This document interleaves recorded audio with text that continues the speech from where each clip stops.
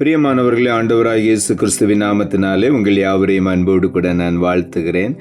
ஆண்டவர் கிருபையாய் நமக்கு கொடுத்த இந்த புதிய நாளுக்காக முதலாவது நாம் ஆண்டவருக்கு நன்றி சொல்லுவோம்.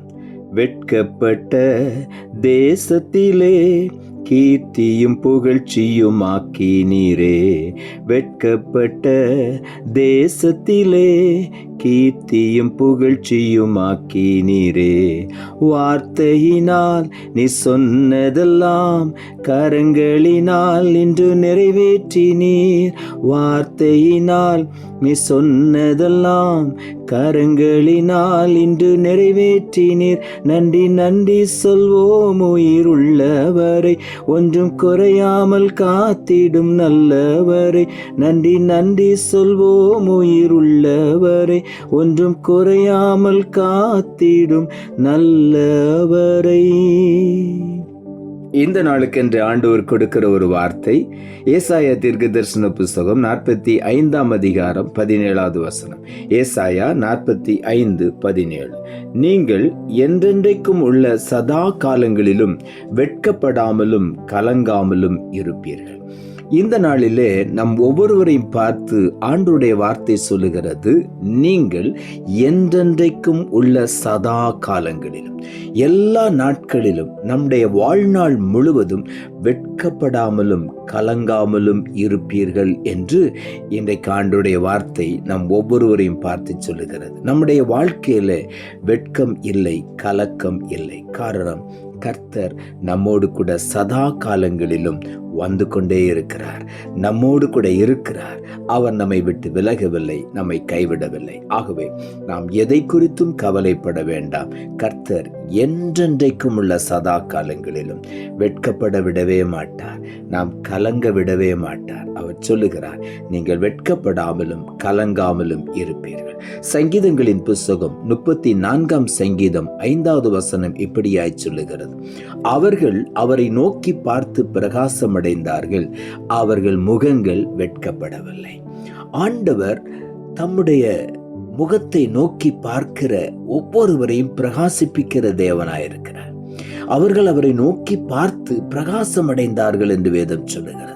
இந்த நாளிலே ஆண்டவருடைய வார்த்தை அப்படித்தான் சொல்லுகிறது. நாம் அவரை நோக்கி பார்க்கும் பொழுது பிரகாசம் அடைவோம். நம்முடைய முகங்கள் ஒரு நாள் வெட்கப்படாது. இன்றைக்கு அநேகருடைய முகங்கள் வெட்கப்பட்டு தலை குனிந்து போய் நின்று கொண்டிருக்கிறீர்கள். இன்றைக்கு ஒரே ஒரு நிமிடம் அவருடைய முகத்தை நோக்கி பாருங்கள். அவருடைய முகத்தின் வெளிச்சம் நம்மை பிரகாசிப்பிக்கும். நாம் ஒரு நாள் வெட்கப்பட்டு போக மாட்டோம். நம்முடைய முகம் வெட்கப்பட்டு போவது இல்லை. ஏசாயா தீர்க்கதரிசன புஸ்தகம் 29 அதிகாரம் 22 வசனம் இப்படியாய் சொல்லுகிறது, ஆகையால் ஆபிரகாமை மீட்டு கொண்ட கர்த்தர் யாக்கோபின் வம்சத்தை குறித்து இப்படியாய் சொல்லுகிறார், இனி யாக்கோபு வெட்கப்படுவதில்லை, இனி அவன் முகம் செத்து போவதும் இல்லை என்று இங்கே வேதம் சொல்லுகிறது. யாக்கோபு இனி வெட்கப்படுவதில்லை. காரணம், அவன் தேவனோடு மனிதனோடு போராடி மேற்கொண்டு விட்டான்.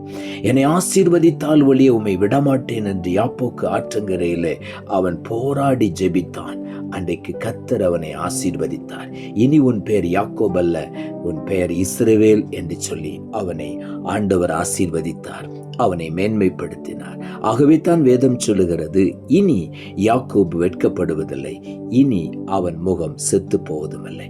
என்றைக்கு கர்த்தருடைய முகத்தை நாம் நோக்கி பார்க்கிறோமோ அதன் பிறகு நாம் வெட்கப்படுவதே இல்லை.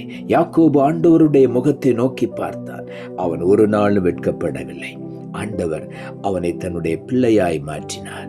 யாக்கோபு வெட்கப்படுவதில்லை, இனி அவன் முகம் செத்து போவதும் இல்லை. ஆகவே இன்றைக்கு நாம் அவரை நோக்கி பார்த்து பிரகாசம் அடைவோம். ஒரு நாளும் நாம் வெட்கப்பட்டு போகவே மாட்டோம். யோவேல் தீர்க்கதரிசன புஸ்தகம் 2 அதிகாரம் 26வது வசனம் இப்படியாய் சொல்லுகிறது, நீங்கள் சம்பூர்ணமாக சாப்பிட்டு திருப்தி அடைந்து உங்களை அதிசயமாய் நடத்தி வந்த உங்கள் தேவனாகிய கர்த்தருடைய நாமத்தை துதிப்பீர்கள். என் ஜனங்கள் ஒருபோதும் வெட்கப்பட்டு போவதில்லை. இங்கே ஆண்டவருடைய வார்த்தை சொல்லுகிறது, நாம் சம்பூர்ணமாக சாப்பிட்டு திருப்தி அடைவோம் என்று சொல்லி. எல்லா விதத்திலும் ஆண்டவர் நம்மை திருப்திப்படுத்துகிற தேவன். திருப்திப்படுத்துகிறது மாத்திரமல்ல, நம்மை அதிசயமாய் வழிநடத்துகிற தேவன். அதிசயமாய் நடத்தி வந்த உங்கள் தேவனாகிய கர்த்தருடைய நாமத்தை துதிப்பீர்கள், என் ஜனங்கள் ஒருபோது வெட்கப்பட்டு போவதில்லை.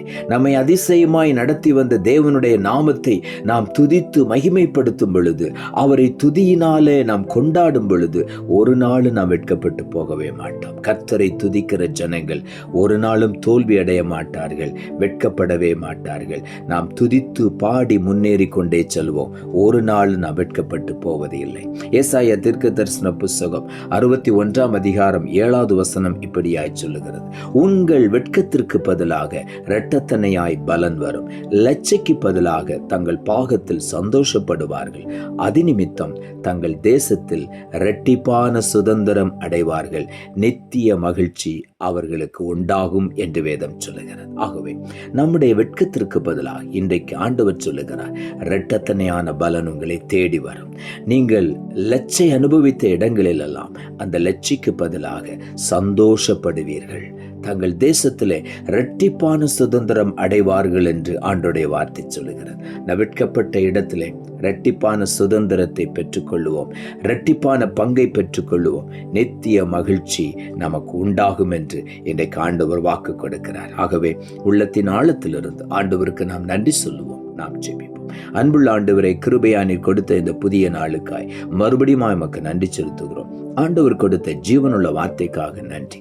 நீங்கள் என்றென்றைக்கும் உள்ள சதா காலங்களிலும் வெட்கப்படாமலும் கலங்காமலும் இருப்பீர்கள் என்ற வார்த்தையை கொடுத்தேன். வசனத்தை கேட்டுக்கொண்டிருக்கிற ஒவ்வொருடைய வாழ்க்கையிலும் இன்றைக்கு ஒருவேளை பலவிதமான வெட்கத்தில் மத்தியிலே, தலை குனிவு மத்தியிலே, வேதனையோடு கூட கண்ணீரோடு இருக்கிற ஒவ்வொருவரும் இன்றைக்கு உம்முடைய முகத்தை நோக்கி பார்த்து பிரகாசமடைய உதவி செய்யும்.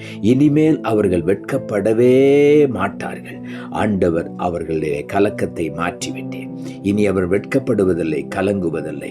கர்த்தர் அவர்களோடு கூட இருந்து நித்திய மகிழ்ச்சி அடைந்து கொள்ளும்படி அவர்களை நீர் ஆசீர்வதிக்க போகிறபடினாலும் உமக்கு நன்றி. வெட்கத்திற்கு பதிலாக இன்றைக்கு ஒவ்வொருவரும் இரட்டத்தனையான பலனை பெற்றுக் கொள்வார்களாக. தங்கள் பாகத்தில் அவர் சந்தோஷப்படுவார்களாக. சந்தோஷமும் மகிழ்ச்சியும் கேட்கும்படி செய்யும் ஆண்டவரே. இரட்டிப்பான நன்மைகளை இன்றைக்கு சுதந்திரித்துக் கொள்ள உதவி செய்யும். நீர் அப்படி செய்கிறபடினாலும் உமக்கு நன்றி. தாழ்த்துகிறோம். இரட்சகர் இயேசுவின் நாமத்தில் ஜெபிக்கிறோம் நல்ல பிதாவே. ஆமென்.